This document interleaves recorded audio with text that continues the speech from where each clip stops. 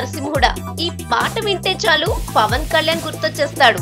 Song పాతదే అయినా అత్తారింటికి దారేదిలో పవన్ చేతిలో పడేసరికి నేటి తరం నోట్లో రెగ్యులర్ డైలాగ్ అండ్ సాంగ్ అయి కూర్చుంది.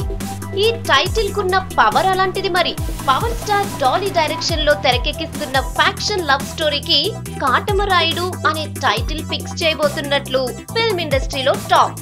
గతంలో కడప కింగ్ అనేది ప్రచారం జరిగింది. ఈ టైటిల్ అస్సలు బాగోలేదనే టాక్ కూడా నడిచింది. ప్రస్తుతం అయితే కాటమరాయుడు అనే టైటిల్ పెట్టాలని పవన్ కళ్యాణ్ భావిస్తున్నట్లు సమాచారం. ఈ విషయాన్ని యూనిట్ చెప్పగా అందరూ ఓకే అన్నారట.